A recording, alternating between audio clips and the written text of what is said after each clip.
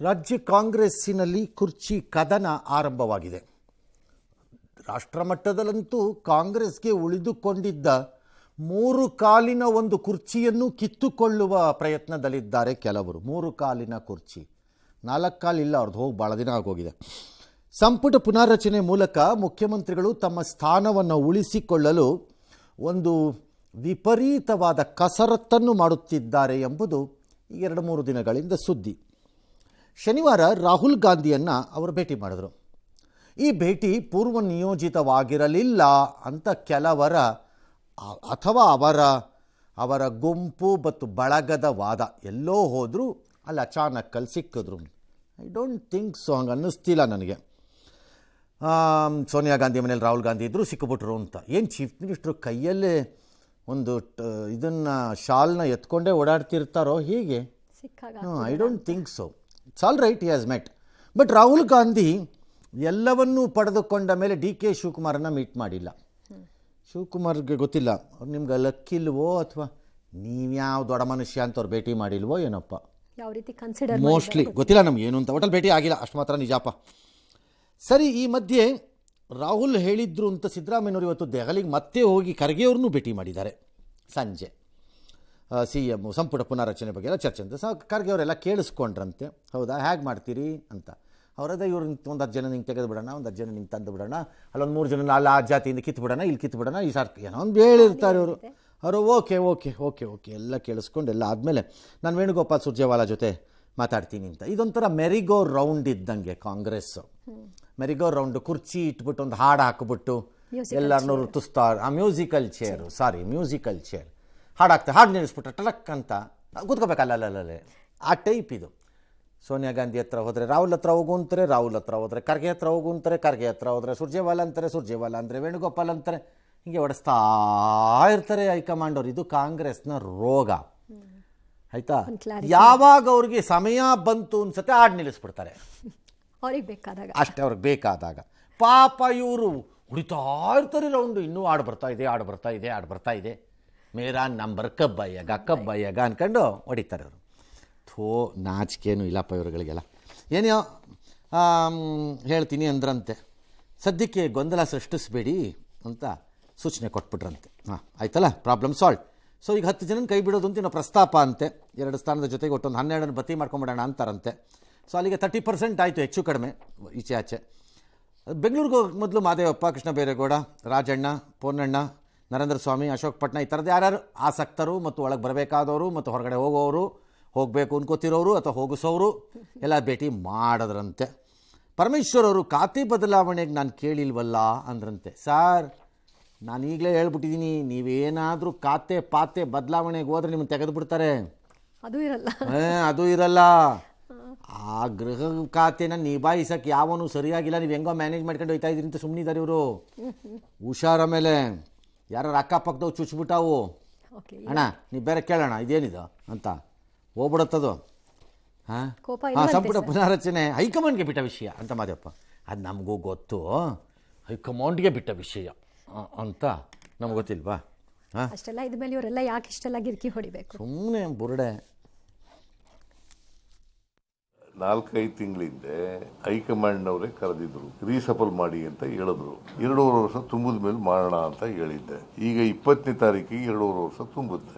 142 ಜನ MLAಗಳು, ಆಕಾಂಕ್ಷಿಗಳು, they are deserved.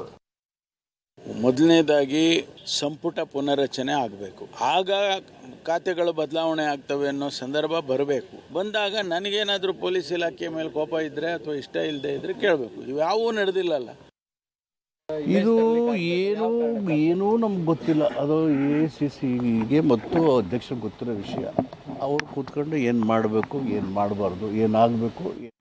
ಇವರಿಗೆ ಅಡ್ಡಿ ಇದ್ದಿದ್ದು ಬಿಹಾರ ಚುನಾವಣೆ, ಅದರ ರಿಸಲ್ಟ್ ಬರುತ್ತೆ, ಅದು ಆಗೋಯ್ತಲ್ಲ ಸರ್. ಇನ್ನೂ ಇವರಿಗೆ ಸಮಸ್ಯೆ ಆಗ್ತಿರೋದೇನು ಸರ್?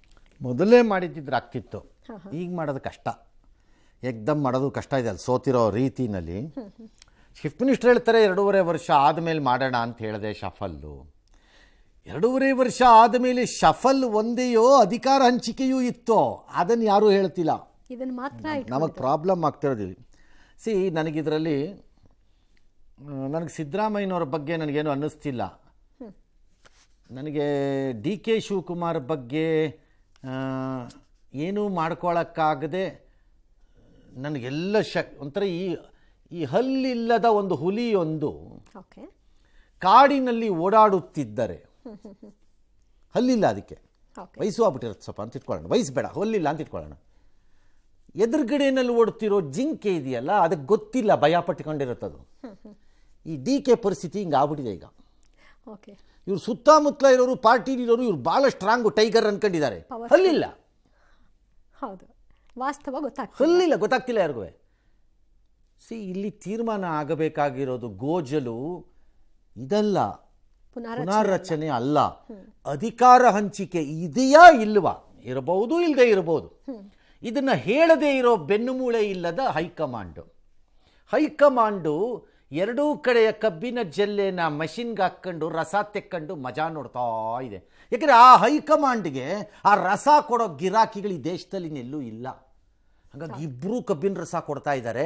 ಇಬ್ಬರದ್ದು ಗ್ಲಾಸಲ್ಲಿ ಒಬ್ರು ಎಡಗೈಯಲ್ಲಿ ಒಬ್ರು ಬಲಗೈಯಲ್ಲಿ ಕುಡಿತಾ ಕೂತಿದಾರಲ್ಲಿ. ನಾಚಿಕೆಟ್ಟವರು ಅಂದ್ರೆ ನನ್ನ ಪ್ರಕಾರದಲ್ಲಿ ಹೈಕಮಾಂಡ್ ಅವರು. They should have solved it.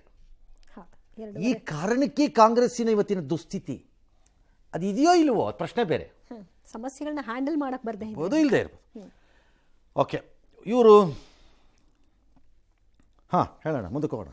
ದೆಹಲಿಯಲ್ಲಿ ಠಿಕಾಣಿ ಹೊಡೆದಿರುವಂತಹ ಡಿಸಿಎಂ ಡಿ ಕೆ ಶಿವಕುಮಾರ್ ಅವರು ಸಹೋದರ ಸುರೇಶ್ ಜೊತೆ ನಿನ್ನೆ ರಾತ್ರಿ ಖರ್ಗೆ ನಿವಾಸಕ್ಕೆ ಹೋದ್ರು, ಅವ್ರನ್ನ ಭೇಟಿ ಮಾಡಿ ಮಾತುಕತೆ ನಡೆಸಿದ್ದಾರೆ. ನಾಯಕತ್ವ ವಿಚಾರ ನಿರ್ಧಾರವಾಗದೆ ಪುನಾರಚನೆ ಸೂಕ್ತವಲ್ಲ ಅನ್ನೋ ವಾದವನ್ನ ಡಿಕೆ ಇಟ್ಟಿದ್ದಾರಂತೆ. ಮೊನ್ನೆಯಿಂದ 2 ದಿನಗಳ ದೆಹಲಿಯಲ್ಲೇ ಇದ್ದು ಡಿಕೆ ಶಿವಕುಮಾರ್ ಅವರು ರಾಹುಲ್ ಗಾಂಧಿ ಭೇಟಿಗೆ ಯತ್ನಿಸಿದ್ರು, ಸಫಲವಾಗಲಿಲ್ಲ. ದೆಹಲಿಗೆ ಸಿದ್ದರಾಮಯ್ಯ ಬರ್ತಿದ್ದಂತೆ ಅವರನ್ನ ಭೇಟಿ ಮಾಡಿ ಜಲಸಂಪನ್ಮೂಲ ಇಲಾಖೆಗೆ ಸಂಬಂಧಿಸಿದಂತೆ ವಿಷಯಗಳನ್ನ ಚರ್ಚಿಸಿ ಬೆಂಗಳೂರಿಗೆ ರಿಟರ್ನ್ ಆಗಿದ್ದಾರೆ. ದೆಹಲಿಯಲ್ಲೇ ಇದ್ದಾಗ ನಾನು ಪಕ್ಷ ನಿಷ್ಠ ಅನ್ನೋ ಪೋಸ್ಟ್ ಒಂದನ್ನ ಅವರು ಹಾಕೋ ಮೂಲಕ ಸಂದೇಶವನ್ನು ರವಾನಿಸಿದ್ರು. ನಾನು ಕಾಂಗ್ರೆಸ್ ಪಕ್ಷದ ನಿಷ್ಠಾವಂತ ಕಾರ್ಯಕರ್ತ.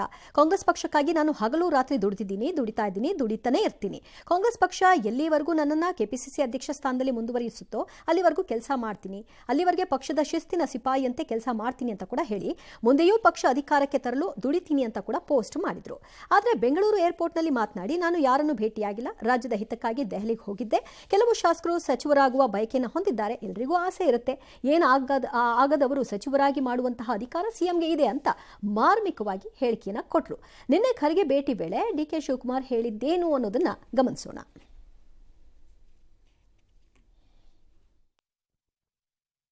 ನಾನು ಹೋಗಿದ್ದು ರಾಜ್ಯದ ಹಿತಕ್ಕೆ ಮೇಕೆದಾಟು ಮಾಡಬೇಕು ಅಂತ ಹೇಳಿ ನಾನೇನು ಭೇಟಿ ಮಾಡಿಲ್ಲ. ಎಲ್ಲರಿಗೂ ಹಕ್ಕಿದೆಯಲ್ಲ, MLA ಆದವರು MLC ಆದವರು ಎಲ್ಲರಿಗೂ ಹಕ್ಕಿ. ಎಷ್ಟೋ ಜನಕ್ಕೆ ಏನು ಆಗದೆ ಹೋದವ್ರನ್ನ ನಾಳೆ ಬೆಳಗ್ಗೆ ಮಿನಿಸ್ಟರ್ ಮಾಡಂತ ಅವಕಾಶಗಳು ಬಿಂದೆ ಆಗಿಲ್ವಾ? ಈ ಎಲ್ಲರೂ ಶಾಸ್ತ್ರ ಇದ್ರೆ ಗಿರಿಗಿರಿ ಶಾಸ್ತ್ರದವರು ಕೇಳಿ ಅವ್ರು ಮಾತಾಡ್ಬೋದು. ಸಂಪುಟ ಪುನರ್ರಚನೆ ಬಗ್ಗೆ ಚರ್ಚೆ ನಡೀತಾ ಇದೆ. ಅಂತಿಮವಾಗಿ ಮಾಡಬೇಕೋ ಬೇಡವೋ ತೀರ್ಮಾನ ಪಕ್ಷದ ವರಿಷ್ಠರದ್ದು, ಮುಖ್ಯಮಂತ್ರಿದು, ಉಪಮುಖ್ಯಮಂತ್ರಿಗಳು ಆ ತೀರ್ಮಾನ ತಗೊಳ್ತಾರೆ. ವೇದಾಂತಿ ಹೇಳಿದನು, ಗಿರಿಶಾಸ್ತ್ರದ ಬಗ್ಗೆ ಮಾತಾಡ್ತಾವ್ರೆ ಸರ್. ವೇದಾಂತಿ ಹೇಳಿದನು. ಡಿ ಕೆ ಶಿವಕುಮಾರ್ ತುಪ್ಪ ಬಾಯಲ್ಲೂ ಇಟ್ಕೊಳ್ಳೋಂಗಿಲ್ಲ, ಸುರಿಯೋಂಗೂ ಇಲ್ಲ, ಬಿಸಿ ತುಪ್ಪ ಎರಡೂ ಆಗಿಲ್ಲ. ಬಿಸಿ ಇದೆಯೋ ಇಲ್ವೋ ಗೊತ್ತಿಲ್ಲ, ನಾನು ಚೆಕ್ ಮಾಡಿಲ್ಲ ಹೋಗಿ. ಹೋಟೆಲ್ ಮಾಡೋಂಗಿಲ್ಲ ಅಷ್ಟೇ.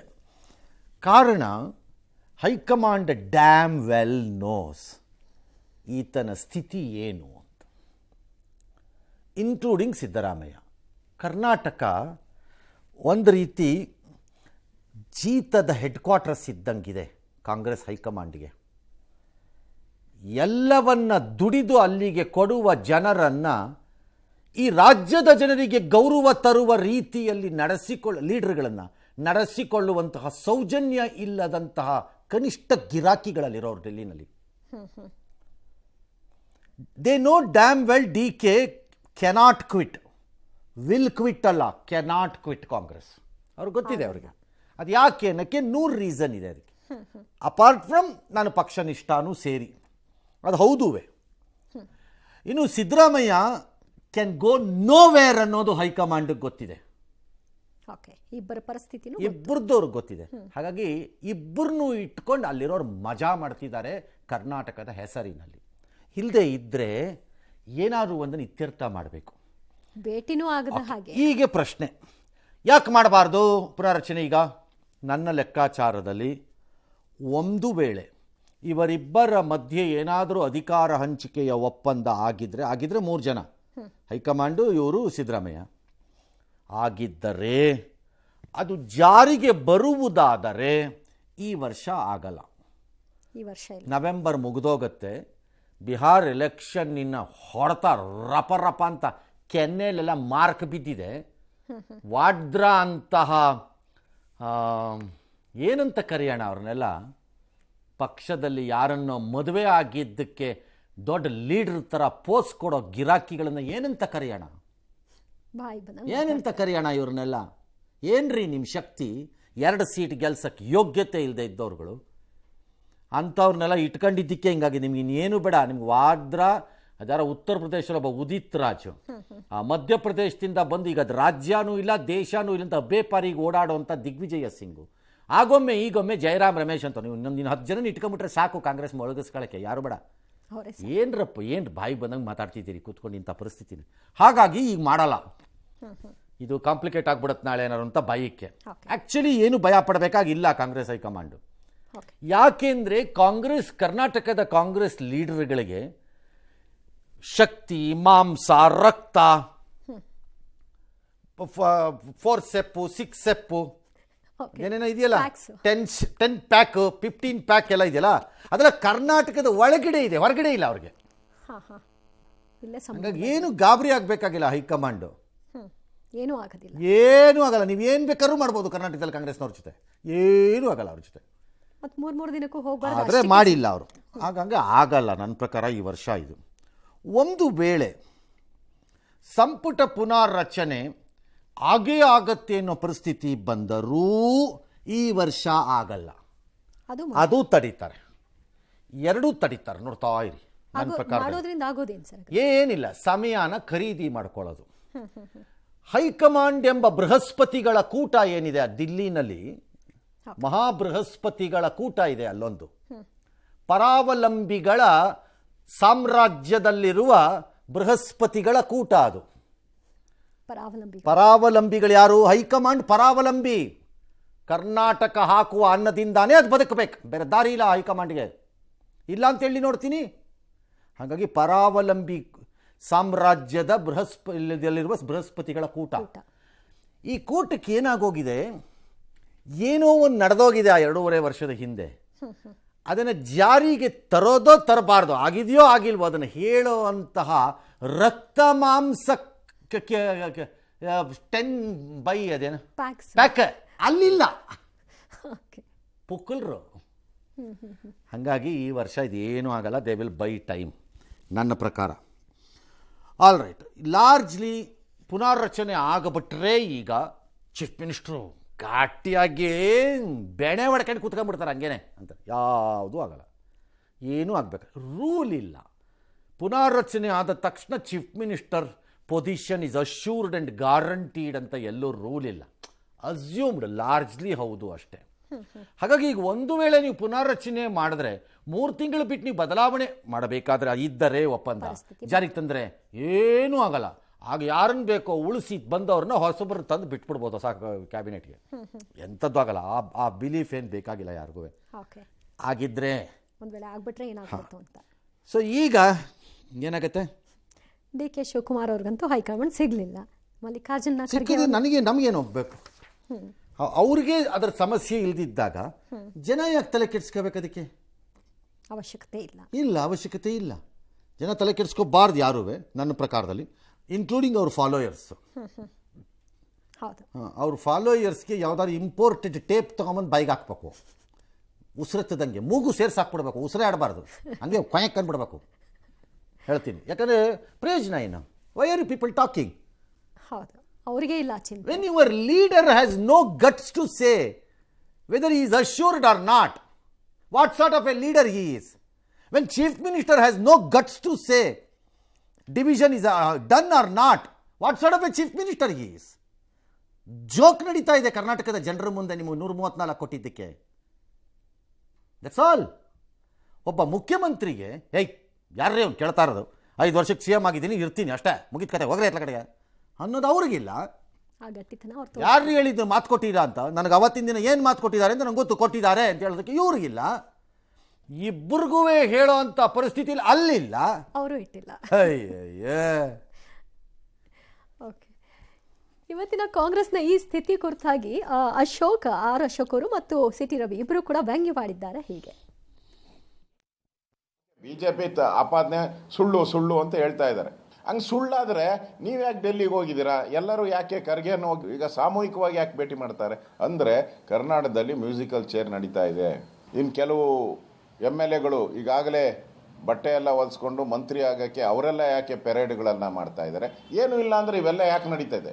ಕ್ಯಾಬಿನೆಟ್ ವಿಸ್ತರಣೆ ಆದರೆ DK ಶಿವಕುಮಾರ್ಗೆ ಪಂಗನಾಮ. ಯಾವ್ದಾದ್ರು ಒಂದು ಗಂಭೀರ ವಿಷಯ ಚರ್ಚೆಗೆ ಬರುತ್ತೆ. ಆ ಚರ್ಚೆಗೆ ಬಂದ ಸಂದರ್ಭದಲ್ಲಿ ಈ ಮುಖ್ಯಮಂತ್ರಿ ಬದಲಾವಣೆ ಅನ್ನೋ ವಿಷಯವನ್ನ ಮುನ್ನೆಲೆಗೆ ತಂದು ಪೊಲಿಟಿಕಲ್ ಸ್ಟ್ರಾಟಜಿಯನ್ನ ಮಾಡ್ಕೊಂಡು ಬರ್ತಾ ಇದ್ದಾರೆ ಅಂತ ಅನ್ಸುತ್ತೆ. MLAಗಳ ನಂಬರ್ ಇರೋವರೆಗೂ ಸರ್ಕಾರ ಏನು ಬೀಳಲ್ಲ. ಬೀಳ್ಸೋಕೆ ಇವ್ರಿಗೊಂದು ಅವಕಾಶ, ಅವ್ರನ್ನ ಟೀಕಿಸೋದು ಅಷ್ಟೇ. ಅಲ್ಲ, ಪೊಸಿಷನ್ನಾಗ ಅವ್ರು ಟೀಕಿಸ್ಬೋದು. ನೀವು ಯಾಕೆ ಡೆಲ್ಲಿಗೆ ಹೋಗ್ತೀರಿ? ನಿಮ್ಗೆ ಅಧಿಕಾರನೇ ಇಲ್ಲ. ನಿಮ್ಮ ಅಧ್ಯಕ್ಷನೂ ಮಾತೆತ್ತದ ಹಿಂಗೆ ಮೂಲೆ ಸೇರ್ಕೊಂಡು ಓಡಾಕ್ತಾರೆ ಅಧ್ಯಕ್ಷ. ನಿಮ್ಮ ಅಧ್ಯಕ್ಷ ಯಾಕೆ ಹೋಗ್ತಾರೆ ನಿಮ್ಮ ಅಧ್ಯಕ್ಷ? ಅವರವರಲ್ಲೇ ಒಂದೊಂದು ಏನಕ್ಕೆ? ನಿಮ್ಗೆ ಅಧಿಕಾರ ಇಲ್ದಿದ್ರೂ ಓಡೋಗ್ತೀರಿ, ಇದ್ದವ್ರು ಅಧಿಕಾರ ಇಲ್ದಿದ್ರೂ ಬಡ್ದಾಡ್ತೀರಿ ಇಲ್ಲಿ. ನಿಜ. ನಿಮಗೆ ನೀವೆಲ್ಲ ಒಂದೇ, ರಾಜಕೀಯ ಮಾಡೋದಕ್ಕೆ ಸೀಮಿತ. ಸುಮ್ಮನೆ ಆ ಕಡೆ ಇದ್ದಾಗ ಹಂಗೆ ಬಣ್ಣ ಬಳ್ಕೊಂಡು ಬುರುಡೆ ಬಿಡ್ತೀರಿ, ಈ ಕಡೆ ಬಂದಾಗ ಹಿಂಗೆ ಬಣ್ಣ ಬಡ್ಕೊಂಡು ಬುರುಡೆ ಬಿಡ್ತೀರಿ. ಈ ಎರಡು ಫೇಸಲ್ಲಿರೋ ಬೊಂಬೆಗಳಿದ್ದಂಗೆ ನೀವಿಬ್ಬರು. ಯಾವ ಕಡೆಯಿಂದ ಹಾಕ್ಕೊಂಡ್ರು ನೀವೇನೆ ನಮ್ಮ ಮನೆ ಬರೋಕ್ಕೆ ಈ ರಾಜ್ಯಕ್ಕೆ. ಜೀನಿ ಸ್ಲಿಮ್ ರೆಫರ್ ಮಾಡ್ಬೇಕಾದ್ರೆ ಕಾರಣ ಏನಂದ್ರೆ, ವೇಟ್ ಲಾಸ್ ಸಲುವಾಗಿ ನನ್ ಬಾಳ ಜನ ಕೇಳಿದ್ರು. ಫಸ್ಟ್ ನಾನ್ ತಗೊಂಡು ನನಗೆ ರಿಸಲ್ಟ್ ಬಂದ್ಮೇಲೆ ಆಮೇಲೆ ನಾನು ಜೀನಿ ಸ್ಲಿಮ್ ಇನ್ನೊಬ್ಬರಿಗೆ ಪ್ರಿಪೇರ್ ಮಾಡಿದ್ದೆ. ಸುಸ್ತಾಗೋದು ಕಡಿಮೆ ಆಯ್ತು, ವೀಕ್ನೆಸ್ ಅದು ಏನೂ ಇಲ್ಲ, ಪೂರಾ ಹೆಲ್ದಿ ಅದೇನೆ. ವೇಟ್ ಜಾಸ್ತಿ ಇರೋರಲ್ಲಿ ಏನೇ ಡೌಟ್ ಇಲ್ಲದೆ 100% ಬಳಸಬಹುದು. ಪ್ರತಿದಿನ ನಮ್ಮ ಜೀನಿ ಸ್ಲಿಮ್ ನ ಯೂಸ್ ಮಾಡಿ ಯಾವುದೇ ಸೈಡ್ ಎಫೆಕ್ಟ್ ಇಲ್ದಂಗೆ ನೀವು ಸಣ್ಣ ಆಗ್ತೀರಾ. ಬಾಂಗ್ಲಾದೇಶದ ಪದಚ್ಯುತ ಪ್ರಧಾನಿ ಶೇಖ್ ಹಸೀನಾ ಅವರನ್ನು ಅಲ್ಲಿಯ ಟ್ರಿಬ್ಯುನಲ್ ಒಂದು, ಅಂದರೆ ಮಿಲಿಟರಿ, ಅಲ್ಲಿ ಎಲೆಕ್ಟೇ ಆಗದೇ ಇರೋ, ಪ್ರಜಾಪ್ರಭುತ್ವನೇ ಗೊತ್ತಿಲ್ಲದೆ ಇರೋ ಆ ಲೋನ್ ಶಾರ್ಕ್ ಒಬ್ಬ ಇದ್ದಾನೆ ಅಲ್ಲಿ. ಅಂದರೆ ಸಾಲಗಳ ತಿಮಿಂಗಲ ಅವನ ಹೆಸರು ಯೂನುಸ್ ಅಂತ. ಅವನಷ್ಟು ಬೋಗಸ್ ಇನ್ನೊಂದಿಲ್ಲ ನನ್ನ ಪ್ರಕಾರದಲ್ಲಿ. ಮಹಾನ್ ಡ್ರಾಮಾ ಮಾಸ್ಟರ್ ಅವರು. ಚೆನ್ನಾಗಿ ಯಾಮಾರಿಸಿದ್ದಾನೆ ಎಲ್ಲಾರನ್ನೂ. ಹಸೀನಾಗೋಸ್ಕರ ಅಲ್ಲ ಹೇಳ್ತಿರೋದು ನಾನು, ಜನರನ್ನೇ. ಹಾಂ, ಚೆನ್ನಾಗಿ ಯಾಮಾರಿಸಿದ್ದಾರೆ ಪಕ್ಕ. ಇವರೆಲ್ಲ ಸೇರ್ಕೊಂಡು ಅಲ್ಲಿ ಟ್ರಿಬ್ಯುನಲ್ ಮಾಡಿದ್ರು. ಆ ಟ್ರಿಬ್ಯುನಲ್ ಒಂದು ಹಿಯರಿಂಗ್ ಅಂತ ಮಾಡಿ ಆಕೆಗೆ ಒಂದು ಮರಣದಂಡನೆಯನ್ನು ಕೊಟ್ಟುಬಿಟ್ಟಿದ್ದಾರೆ. ಏನಕ್ಕೆ? ಅವಾಮಿ ಲೀಗ್ ಪಕ್ಷದ ಮೇಲೆ ಕೊಟ್ಟಿದ್ದಾರೆ. ಏನಕ್ಕೆ ಅಂದರೆ ಮಾನವೀಯತೆಗೆ ವಿರುದ್ಧ ನೀನು ಅಂತ. ಸಾವಿರಾರು ಜನರ ಸಾವಿಗೆ ಕಾರಣರಾದ್ರು. ಹೆಂಗಾಗ್ತಾರೆ? ಅವ್ರು ತಗೊಂಡ ತೀರ್ಮಾನ ಪೊಲೀಸರ ಮೂಲಕವಾಗಿ ಅವ್ರನ್ನೆಲ್ಲ ಗುಂಡಿಕ್ಕಿ ಕೊಂದಿಸಿದ್ರು. ಯಾರು ಗುಂಡಿಗೆ ಕೊಲ್ಸಿರ್ತಾರೆ? ರೈ ತಲೆ ಮುಖಕ್ಕೆ ಇಷ್ಟ ಆಯ್ತು, ಏನಾರು ಮಾಡ್ಕೊಂಡು ಹೋಗ್ಲಿ, ನಮಗೇನು ಹೋಗ್ಬೇಕು ಅವ್ರ ದೇಶದ ಕತೆಗೆ. ಬಡ್ಕೊಂಡು ಸಾಯ್ಲಿ ಹೋಗಿ. ಆಮೇಲೆ ಆ ಪಾಕಿಸ್ತಾನ ಬೇರೆ ಫ್ರೆಂಡ್ಶಿಪ್ ಮಾಡಿದಾರಲ್ಲ ಈಗ, ಹಾಗಾಗಿ ಸ್ವಲ್ಪ ಕ್ಲೀನಾಗಿ ಮಾಡ್ಕೊಂಡ್ರೆ ಮುಳುಗೋದು ಫಾಸ್ಟ್ ಆಗುತ್ತೆ. ಹೌದು, ಇನ್ನು ಈಸಿ. ಕಚಡ ಅವ್ನು ಇದಾನಲ್ಲ, ಯೂನಸ್ ಅವ್ನು ಮಾಡಿರೋ ಕಚಡ ಕೆಲಸ ಅದು. ಏನೋ ಅವ್ರು ಏನೋ ಮಾಡಿದ್ದಾರೆ. ಒಟ್ಟಲ್ಲಿ ಅವ್ರೆಲ್ಲ ಆಕೆ ತಲೆ ಕೆಡಿಸ್ಕೊಂಡಿಲ್ಲ. ಬಿಕಾಸ್ ಆಕೆಗೆ ಭಾರತ ಆಶ್ರಯ ಕೊಟ್ಟಿದೆ. ಭಾರತ ಏನು ಆಕೆಯನ್ನು ಕಳಿಸಲ್ಲ, ಮರಣದಂಡನೆ ಕೊಟ್ಟು ಅಂತ ಕಳಿಸ್ಬಿಟ್ಟಲ್ಲಿ ನೇಣಾಕ್ಸೋಕ್ಕೆ ಕಳಿಸ್ಕೊಡೋ ಪರಿಸ್ಥಿತಿ ಇರಲ್ಲ ಅದು.